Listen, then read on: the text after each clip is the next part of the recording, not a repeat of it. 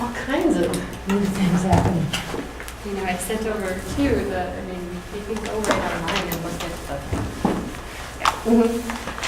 Yeah, I saw that too. But either way, I'm excited to see. I worked with this when I worked in Sterling, and it is it's a godsend. It saves so much time. anything we can do to sort of streamline things in town government. Mhm. There's so much that Well, could just benefit from If you have software. documentation, I mean, that's what it's all about. You can't argue with it. No. And real numbers and real statistics. Chris. Hi, Lisa Wysocki. Hi, Lisa. How are you? Hi, I'm Schultz. Nice to Aaron, meet Chris. you. Nice to meet you. So now we'll have Lori. Sorry, when I saw evening, I was like, I had the wrong time. Yeah, no. I like to try to always keep it at the same time. That's That what way I thought, there's but no then when I saw guesses. evening, I'm like, Yeah. Well, to me, this is evening. I've been up since like 5 now.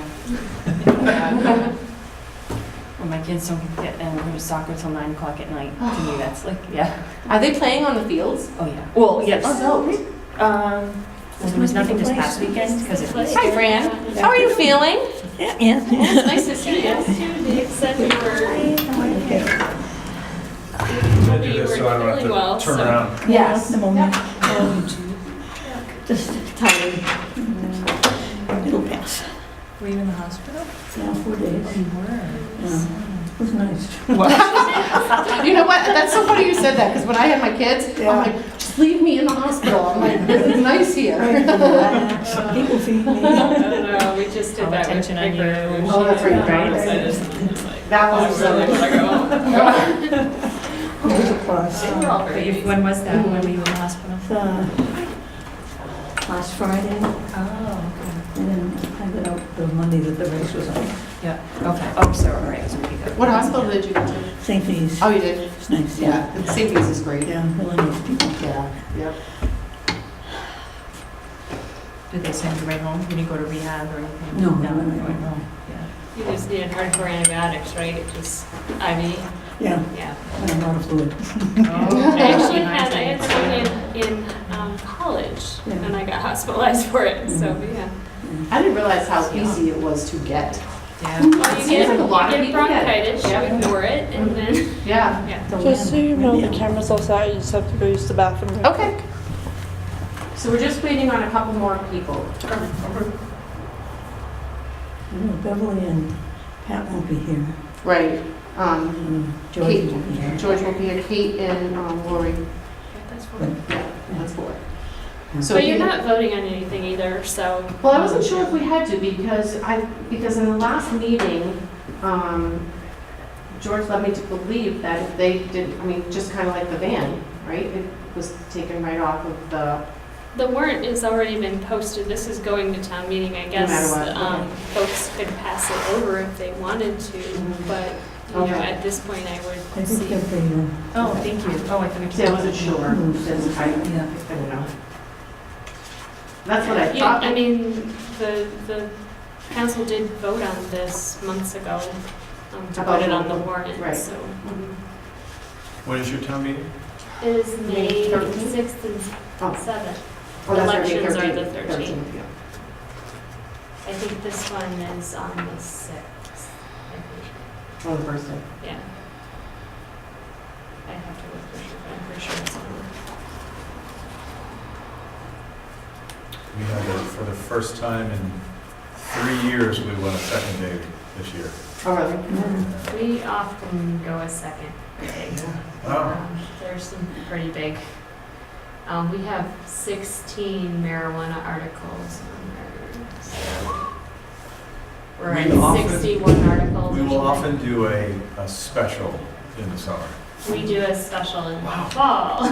Wow, that's, yeah, so the latest I've ever been was 12:30. Mhm. That was long. That was a long day. Yeah. And a lot of people just don't stay. No, it really, it's school committee. You know, as soon as the school Right. budget is passed, 2/3 of the audience walks out. Right, yeah. I live in Sterling, and many times we have 2 nights too. Yeah.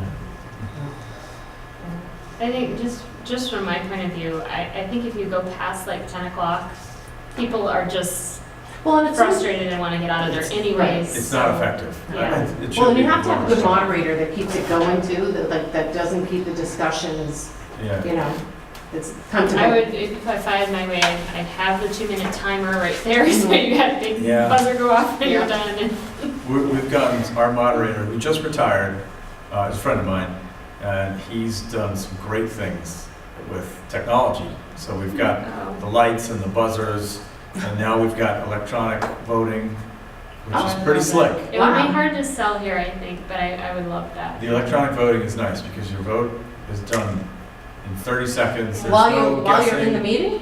Oh, yeah. Everybody gets a We buzzer. vote on every or single gets thing, you push a thing. button, And Wow. and then And the it tally also- shows up, there's a graph that shows on the screen immediately.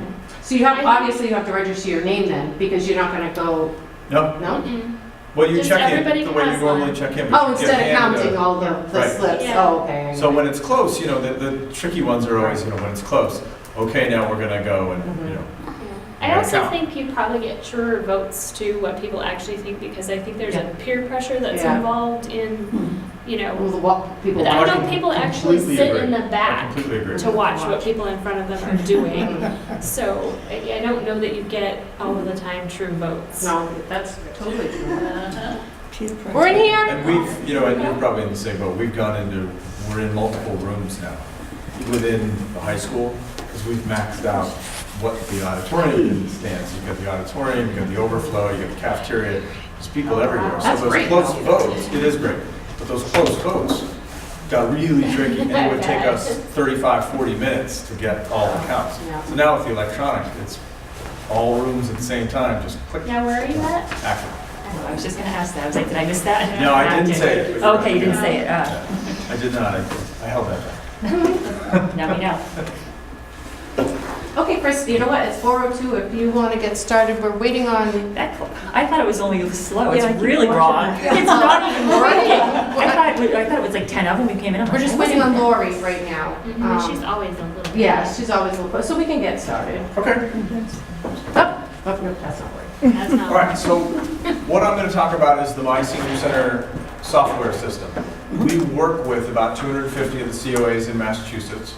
A lot of the COAs have our touchscreen-based system, but the smaller COAs, it's more appropriate to have what I'm going to be talking about, which is our entry version, which is a combination of the software that I'm going to show you and a handheld scanner, which you can use for scanning people in remotely without any other kind of technology when they show up for a specific program. So every person will get assigned a key tag that looks like this, just like a CVS card or a Walgreens card. Says My Senior Center on one side, and there's a barcode on the other. So when you walk in, you'll have this little scanner here. It beeps, that's how you know it's scanning the card, and then it stores that scan on this little guy until you connect it back in the office to a computer, laptop, whatever kind of computer. As long as there's a USB port, it'll plug in, it downloads all the information off the scanner and puts it in the database. So I'm going to talk about where that shows up in the database once I get into the staff system. So if you've been to any of the COAs in the area, Hudson is an example, you walk in, there's a touchscreen right there. That touchscreen is the My Senior Center touchscreen system.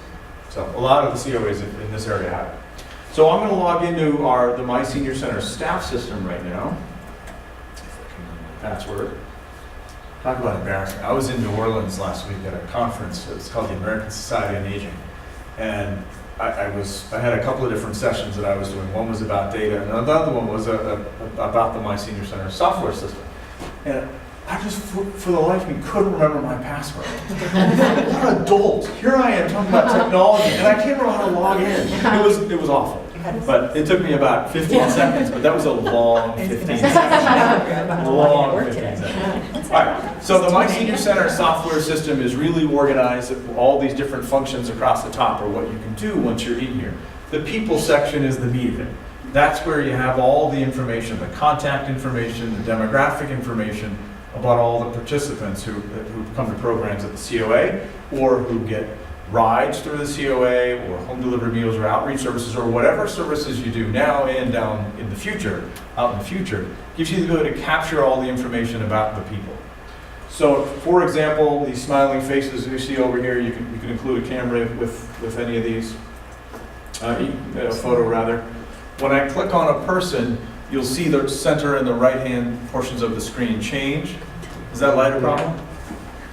It was Just Lori, a Lori member just going walked by. Oh, okay. She's walked by. That's showing me that I am now in this case, Leanne Adler's record.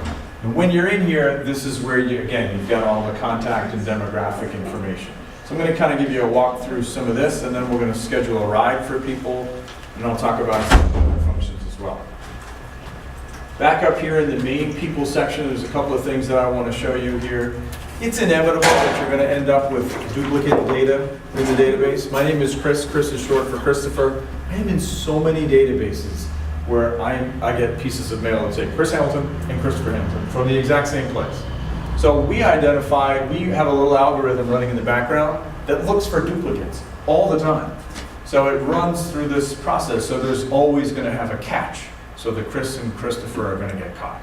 So that 16 next to merge duplicates, that's running all the time, and it'll allow you to merge those together. So from a mailing label standpoint, when you do run the mailing labels out of here, whether that's for newsletters or anything else, it'll grab that and allow you to sync it up as one person. Some other things that you can do in here are, as an example, this is kind of a fun one, generate birthday lists. And birthday lists through the COA, it's a fun thing, but the reason I want to show this is because it gives you access to some additional functionality. So if I want to know everybody that's having a birthday during the month of May, I'll hit show list. Gives me the names of the people, their birthday, and how old they're going to be on that day. And again, birthday reports can be kind of useful for a lot of different reasons, but anytime you have a list of people in My Senior Center, you have access to those functions across the top. You can print it, generate a PDF, export this information to Excel if you need to. If you want to do mailing labels just for these people, maybe you want to send a birthday card, go hit the label button, feed an Avery 5160 format sheet into your printer, and it'll print out all the names and addresses on this list. This is where it kind of gets fun. Email, you can generate emails, or that button over there that says create call. That's something in the product called Voice Connect. And what it allows you to do is send out a broadcast call to everybody on this list with whatever you want to say. So if I click that button right now, it would give me a phone number to dial and a password. I pick up my phone. This is all web-based, so that could be the office phone, your cell phone, your home phone, wherever you happen to be logged into the My Senior Center system.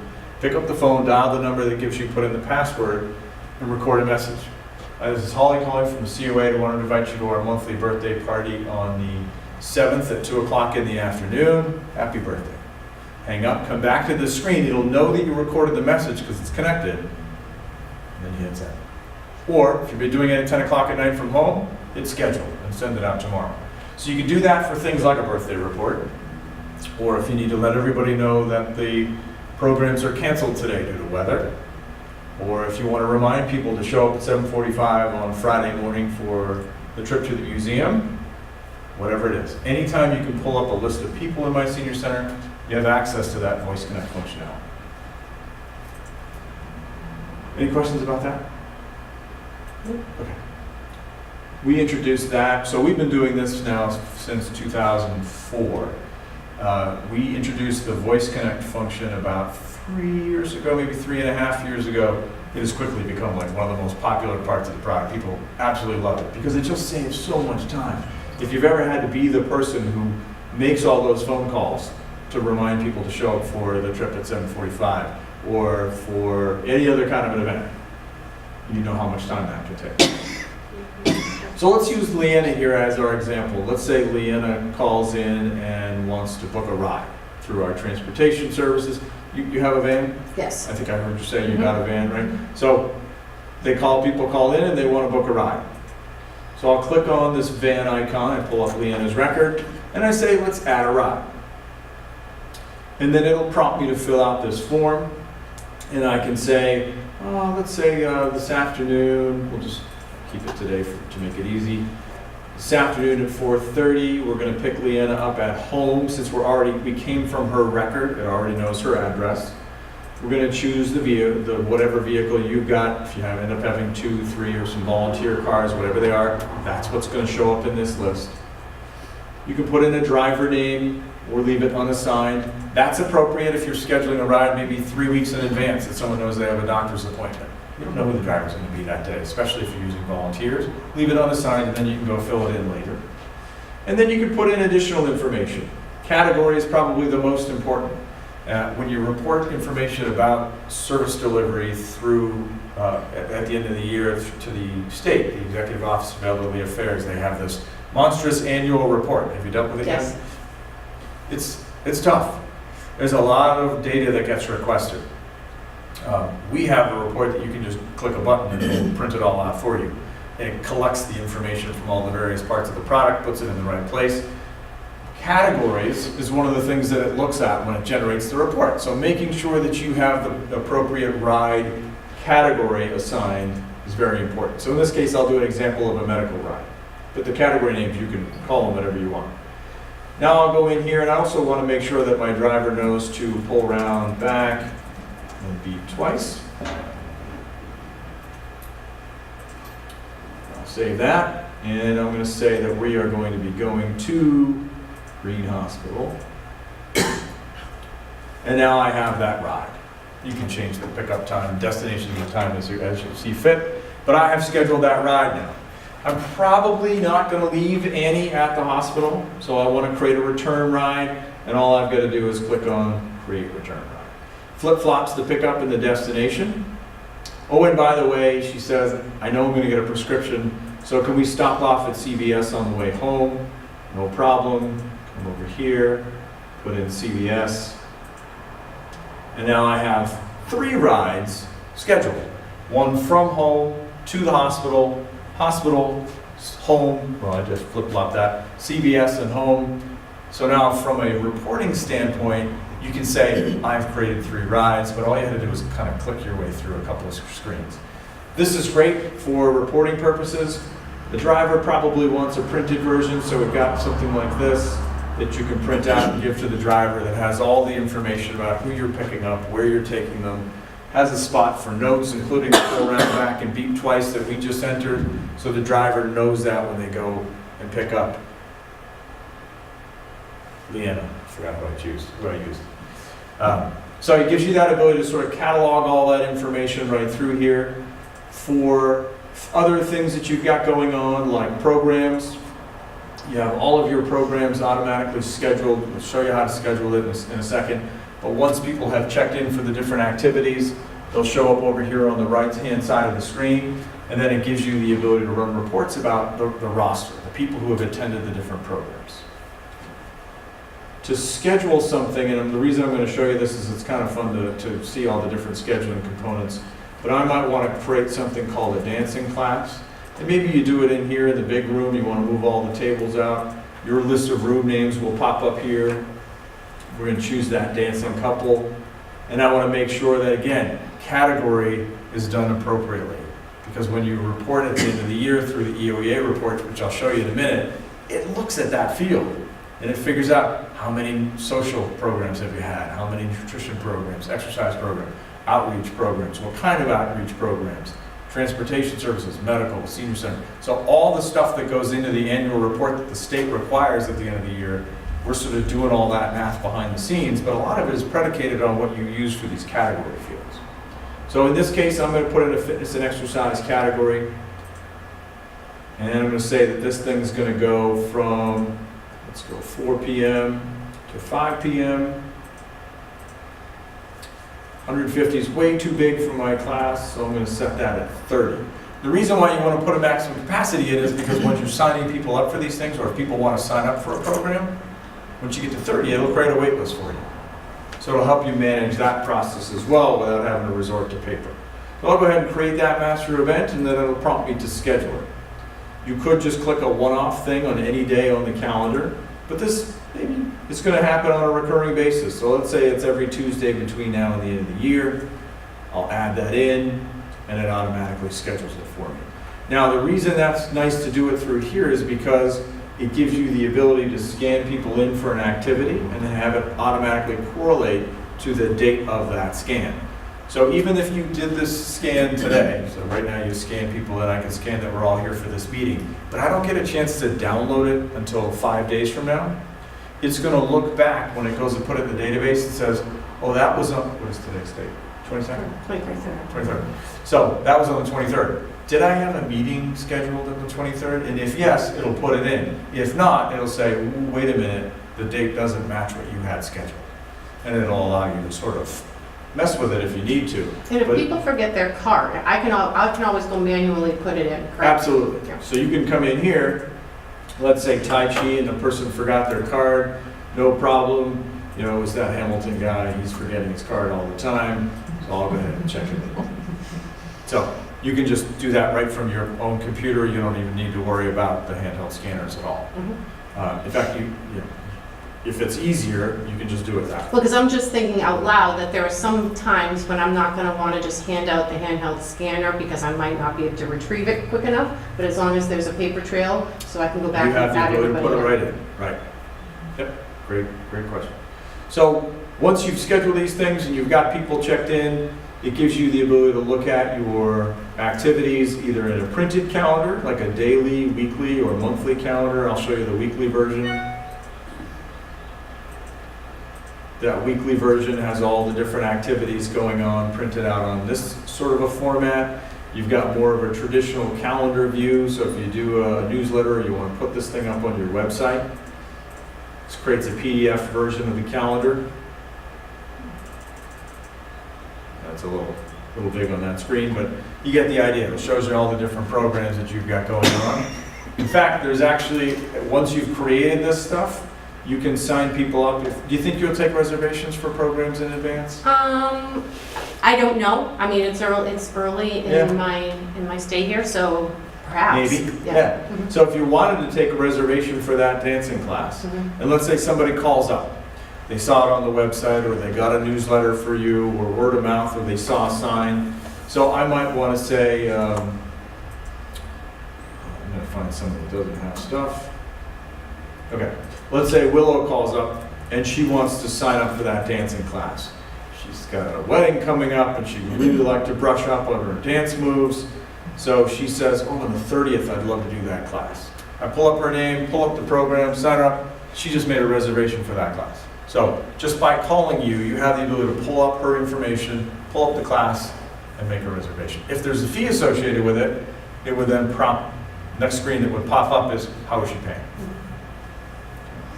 There's also the ability to have people sign up in advance on their own through an interface called My Active Center. My Active Center is a tool, it's a web-based interface that people can access from their home computers, from their tablets, from their smartphones, wherever they've got an internet connection. It doesn't allow them to see any of the personal information that you do from the staff system, but what it would allow them to do is check out the programs that you've created. So there's Acton again. So I can log in here as a participant of the Acton Community Center and see all the programs that are going on, including that dancing class that we just created over on the My Senior Center side. We just created that and just scheduled it. So it's automatically then going to be available to My Active Center from that interface that people could use from home. And then I could sign up from here. And that lets you know immediately. It also lets them know, sends them an email, keeps them a little private calendar that they can keep track of to see what programs they want to do. If you don't think people are ready for that, or if you're not ready for that, that's okay. You don't have to use the My Active Center interface. It's just there when you're ready to turn it on. Last thing I want to show you, how are we doing on time? We okay? Fine, and I actually want to make sure that I bring up one thing too. I want to make sure that we talk about people's personal information before we end. Okay. Let me run a report, and then I'll talk about that. The statistics section, once you get information into the database about who's done what, I'll show you the Massachusetts report in just a minute.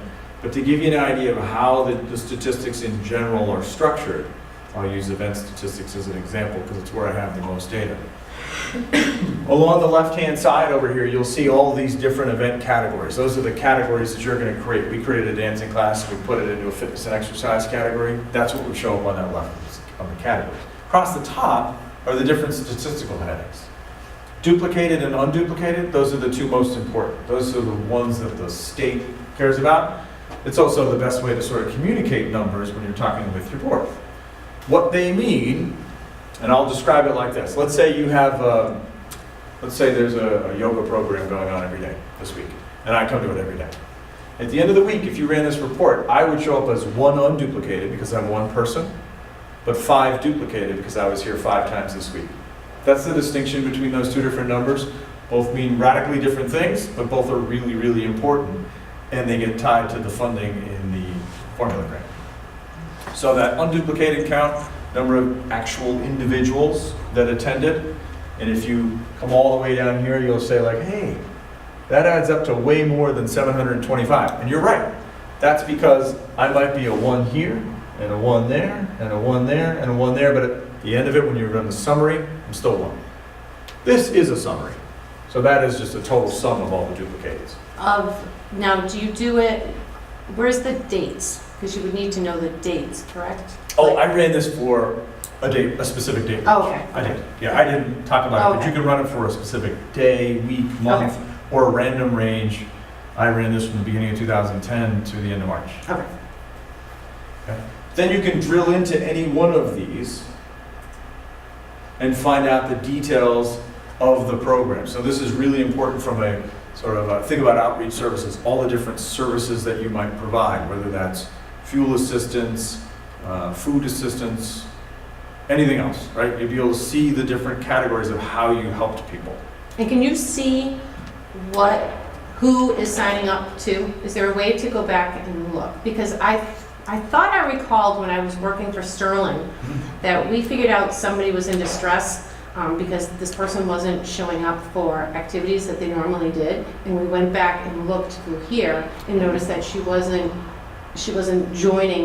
participating in the things that she normally did. Yes, you can absolutely see someone's individual participation history. Okay. Yeah, so you can click on a person and run statistics just for that person and notice, whoop, all this stuff they've been doing every Tuesday and Thursday for a year and then nothing. Okay. You can definitely see that. And really, the reason we started doing the My Senior Center software is to keep track of all this stuff. But a lot of the things that we branched out into over the years are to help that, to help you identify who's not having a regular pattern. We also work with a lot of communities in Massachusetts who've decided to give access to this to their police department. So if you ever need to do a wellness check, you call the police department. They have My Senior Center running on their laptop in the cruiser. They can pull up that person's information and see that, hey, if I need to knock on the door and no one's there, who's the emergency contact? I'm going to call them before I break down the door or whatever. I mean, it just gives them more information. And then they can even put notes in there that then you can see. So I did do the wellness check, here was the outcome, whatever. Can you go to the personal information page? So, because they don't need to fill in everything if they don't want to, except for emergency contact, is that correct? So really, the only things that are required in My Senior Center are first name, last name, and date of birth. Okay. That's it. We strongly recommend you put the emergency contact in, but as much demographic information that you can supply or that you can collect, it's up to you. It's really up to you what you want to put in. Emergency contact is very recommended. Obviously, address and phone are also recommended so that when you do have an issue like a wellness check, you've got some place to go. But all of this information that's in here, we follow a format called NAPIS, National Aging Program Information System. It's the federal acronym for these are the things that you're allowed to ask participants who are in programs that are funded by the Older Americans Act. Very long way of saying that that's kind of their privacy standard.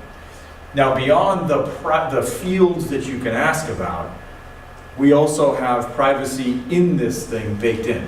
So it happens in a couple of different levels. Over here, you'll notice that there's a little lock icon right there.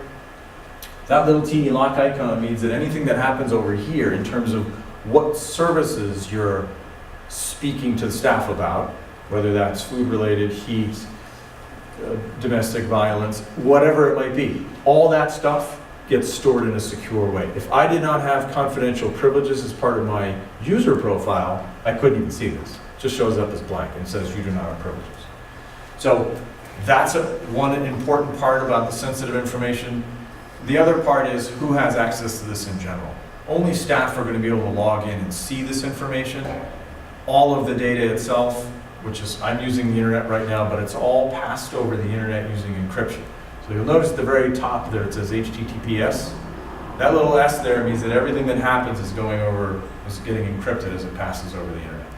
We then take that data and it goes into one of our 2 data centers, either Boston or North Carolina, and it's encrypted again at the database level.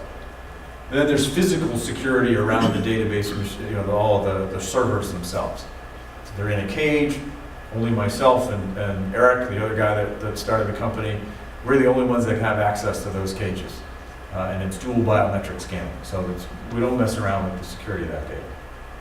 It's a heck of a lot safer than storing it all on a spreadsheet that you keep on your desk, on a laptop or a desktop computer. So I sort of segued into this, to the personal information and the security. Any questions about the data or?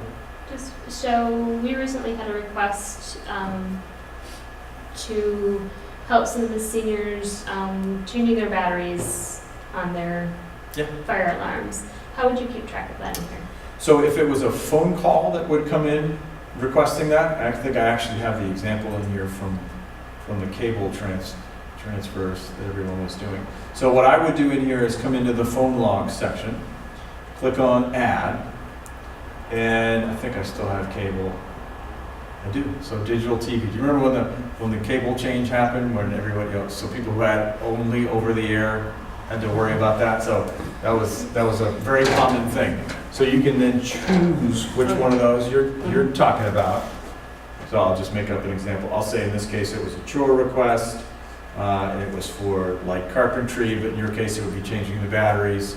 And then you can come in here and whatever the outcome was, and then you can run reports on how many there should be. Well, and that's part of like what outreach is. So when Yeah, I go into absolutely. outreach, am I giving them a file of life? Am I dropping off food? Am I Yep. just doing a wellness check? So I can put any category that Anything I you want want. over there, Right, and then I can just click on it. yes. And assuming where it says manage type list, that's where you could go in and edit to add. That's exactly right. Hey, you want to do the battery. Every one of these, and I know the color is a little goofy, we ran out of colors after a while, but the black with yellow, every single one of them at the top has managed the list. So it's meant to be customized by you.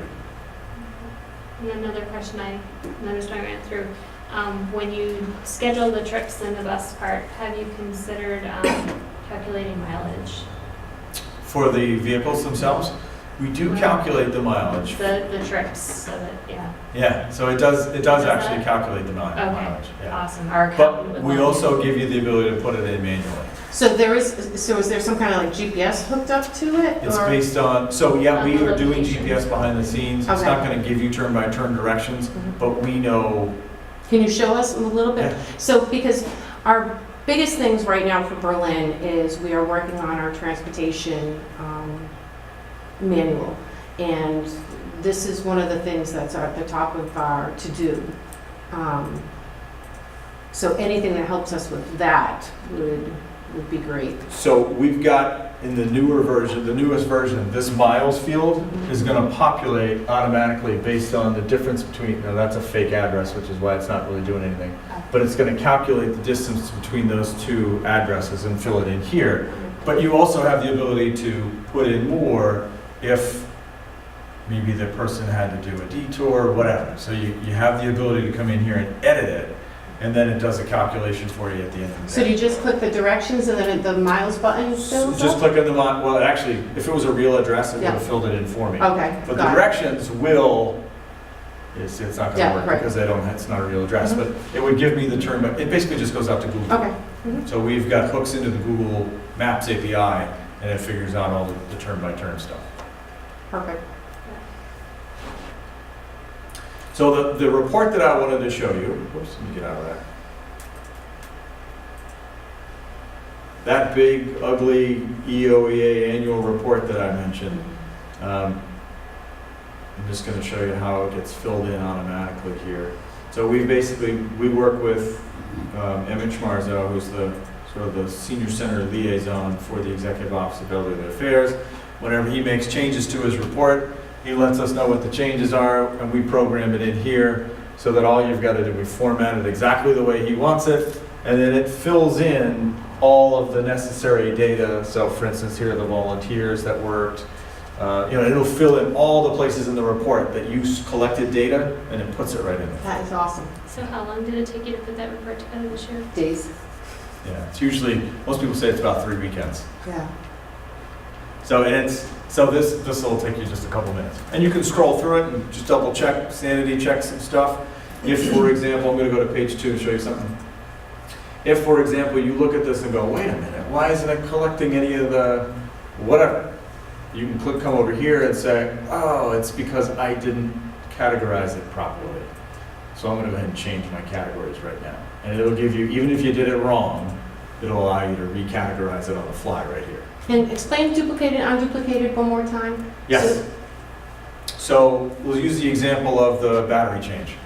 So let's say Chris Hamilton calls twice to get battery changes at 2 different times in the year because I was stubborn and I didn't let you do all 3 of mine on the same day. So at the end of the year, with that example, that never happens. Right? At the end of the year, I would show up as 1 unduplicated because I'm 1 person, but 2 duplicated in that service because I asked for it Because you went twice, okay. Because I did it twice. Got it. All right. Any other questions about functionality before I show you one more thing? Okay. So I do want to talk for a moment about pricing. Where's my full screen? Hold on a second. Here we go. So the way that I've structured this for you, the entry level, which will include the software, everything I've been showing you, with the Voice Connect functionality, one of these guys, and 900 of these key tags. It includes training, so our trainer's going to show up for a day and show you how to use everything. Shipping of this is really the only thing that ships. Ongoing maintenance through June 30th of 2023. So basically 4 years, so software and maintenance for 4 total years of $5,300. Then beginning in July of 2023, an annual fee of $890 a year will kick in. Try to make it simple, clean. And that fee continues maintenance and. Software Every year. updates. Software updates, access to our tech support team, ongoing web-based training. We don't come back again for free, but ongoing web-based training, which is you get on the horn with one of our trainers, we share screens, and we walk you through whatever training component you want to go through. But support, technical support, is available by phone and email through that package anytime. No What limit. about like if you guys come up with something bigger and better with the scanners, what is that? Okay, so we won't come up with something bigger and better than the scanner, but it does include the ability to transition over to our app license, which has the same functionality. Mhm. I don't recommend it right now, just based on the fact that I'm in here and I don't have a very good cell signal, but you can transition to the app if you want. Oh, okay. Good to know. And additional key tags, is after time. You can buy them in multiples of 300. They're about $150 per 300, something like that. But that annual fee, unless you buy more scanners, it's not going to change. That stays the same. The way we write the contract language is there's no cost of living increases or anything like that. It's just a flat thing unless you buy more product. And additional scanners are how much? They're $800.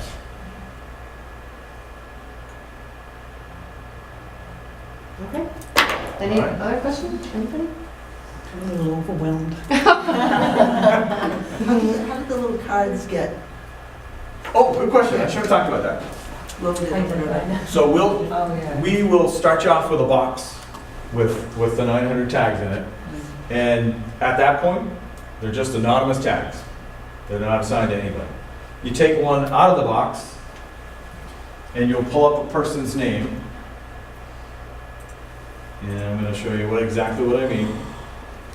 Well, I would have to create a person. I'm just going to use someone that's already here, but you'll create a person. Good, Martha doesn't have a tag yet. So what I'll do is I'll come in here, click on the Assign Tag button, And on the back of these, and this is true of any barcoded item, above the barcode, there's numbers and letters. So those barcodes are really just a weird font to represent the numbers and letters. That's all barcodes really are. So what you'll do is you take the tag that you pulled out of the drawer, and you'll type in the X451921, and then that becomes her tag. And that's it. Can you bulk load names in?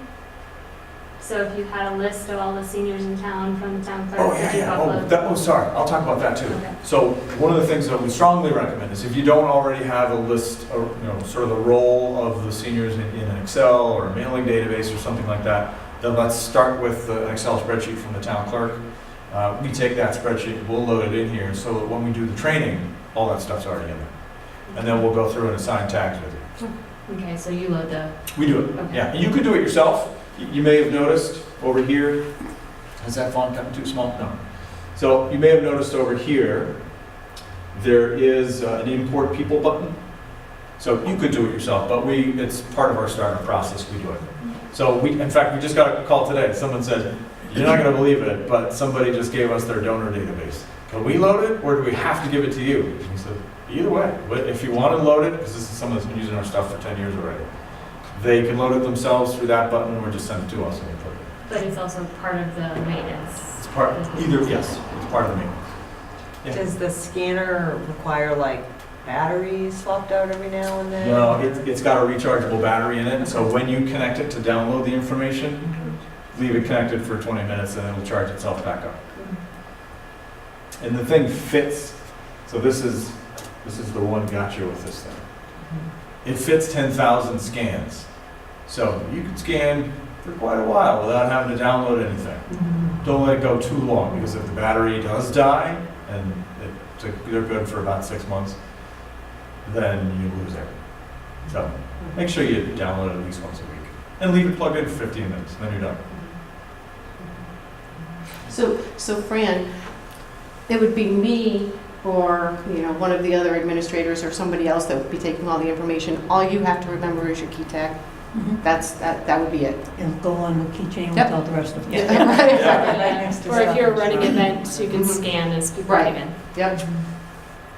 So, Go ahead. excuse me, if someone wants to sign up for something like going through the web to do it like you were talking about, do they just key in their number or the name? Name and number. Name and number? So it's their first name, last name, email address, because we send an email, Uh-huh. and the number. And that's how they'll create a profile. So I'm logged in as Chris already. That's what I did in order to create my login name on this website. So you create that, and as soon as you put that ID in, because that ID is unique around the entire network of My Senior Centers, we work with over 1,000 around the country, that number is unique. So as soon as you put that in, it would link you to Bro. So that's what you would see when you log in. But if someone wants to sign up for something online, would they just put their? If they have to log in first, yeah. Okay. And that's because you don't want people from, a lot of communities we work with, they'll charge different rates for member, non-member, resident, non-resident. So that sort of keeps everybody honest. It's like a rec software, in that case, where you've got different fees. One other thing I wanted to show you regarding the key tags, if you've got a group of people who are maybe not necessarily going to remember their key tags, you can come over here, and I'm just going to grab some names.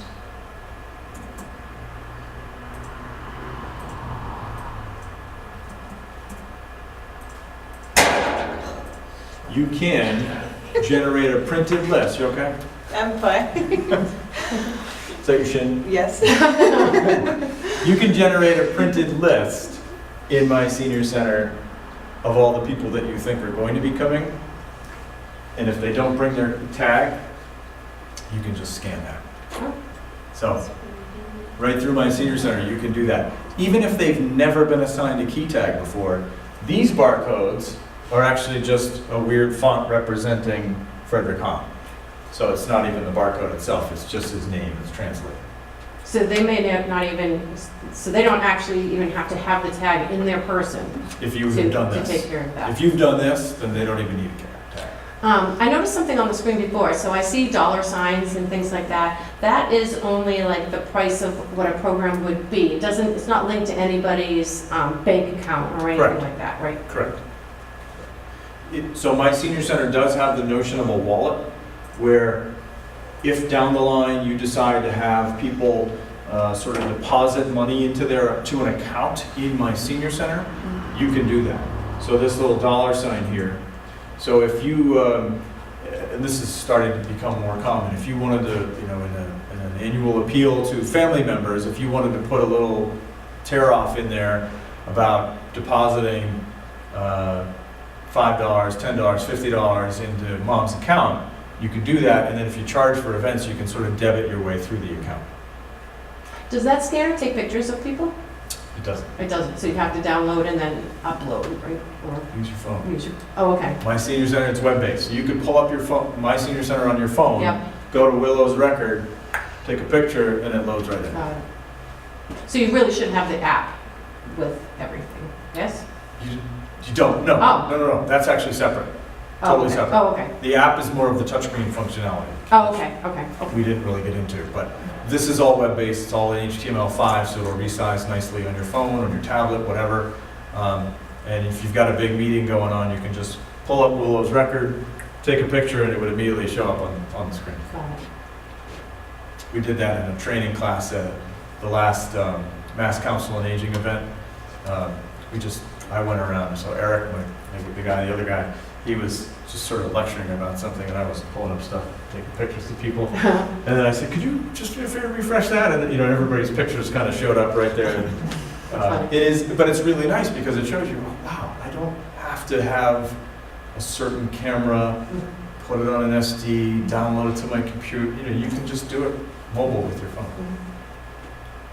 Very good. All right, any other questions? I don't think so. All I right, think we're good. Thank you so much, ready to Chris. go. Thank you. You're welcome. Thank you. You're very welcome.